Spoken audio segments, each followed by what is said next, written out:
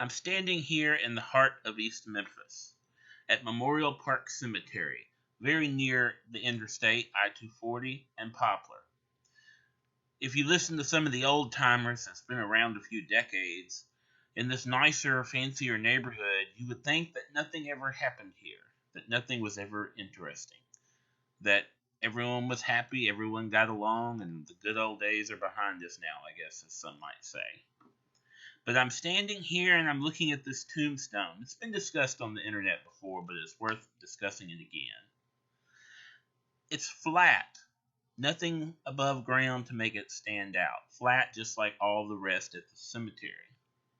It is laden in gold or bronze around the edge. Many of them are here. But when you look a little closer, just past the mud and under the brush away the leaves, you'll see this tombstone has not one, but 3 names. On top, you see FredhA Bullion Lincoln.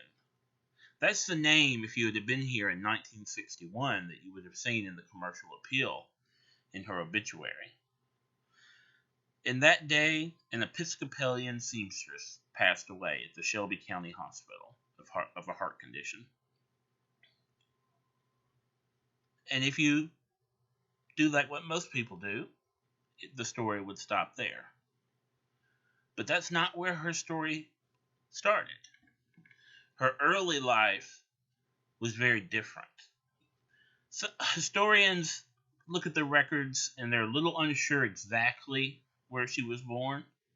And there's a little bit of debate about the exact year she was born. But it seems a majority are leaning towards her being born in Texas. And so we'll say Texas, although some say she may have been born in Arkansas. In Texas, she was born to 2 outlaws. You see, Miss Lincoln was born in 1876, but that wasn't her name, and that was not the name of her husband either. Her birth name was that Laura Bullion.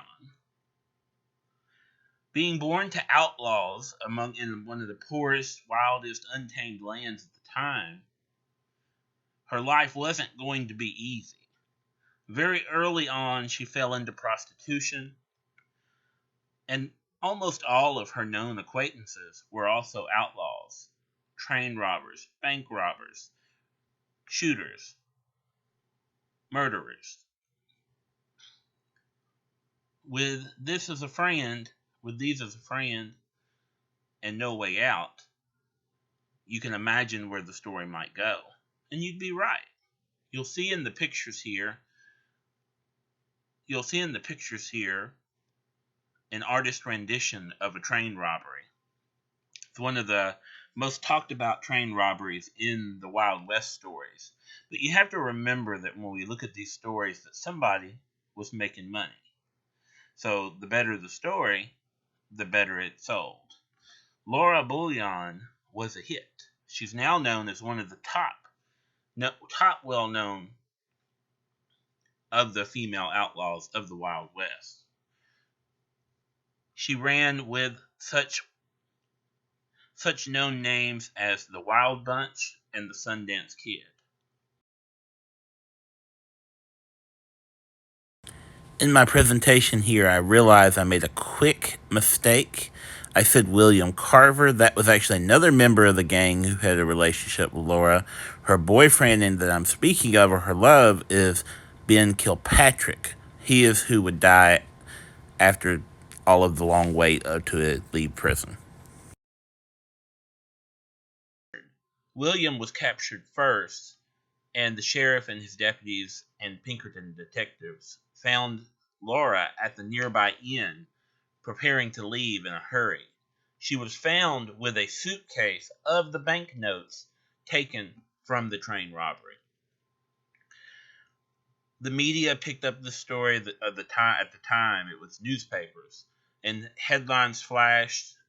And at the time, there was only one federal prison for women in the United States, which was in the Northeast United States. Laura was sentenced to 5 years. Her lover also nearly triple or more time than that. Laura served her time, was found guilty, and after leaving prison, after serving her 5 years, she would travel the United States using different aliases. In the case of the alias she used as she came to Memphis, because remember, her name was not Lincoln, she chose the name of someone who had passed in the war. The name Lincoln allowed her to pose as a war widow. Once she became settled in Memphis, there is no known record of any more crime from Laura. Any known crime. There's a big hole in her life here, but she goes from a life of crime in the Wild West to the Episcopalian seamstress that is stated in her obituary. Her lover, on the other hand, and there are love letters from William to Laura, she was very much waiting for him to get out of jail. But, unfortunately for Laura, after William served his time and was released, instead of coming to see Laura, William immediately went back to robbing trains and was killed before they would ever see each other again. And so Laura, practicing and using her new life as a seamstress, would work such jobs as a seamstress at the local Goldsmiths department store, a very high-end department store that eventually, over time, would merge and be sold and become part of Macy's department store. She only worked there for a year or two, according to the records that I found, and she would show quite a bit of upward momentum, going from a store seamstress to an independent seamstress. She would later be a housemaker with renters, and also an independent business lady.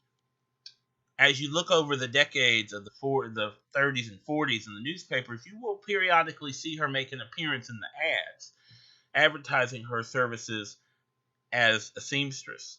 One such house... Talking about the stories that we tell, I'm not saying that they were really the good old days. As we can see from Laura's life today, sometimes they were more like today than we choose to remember.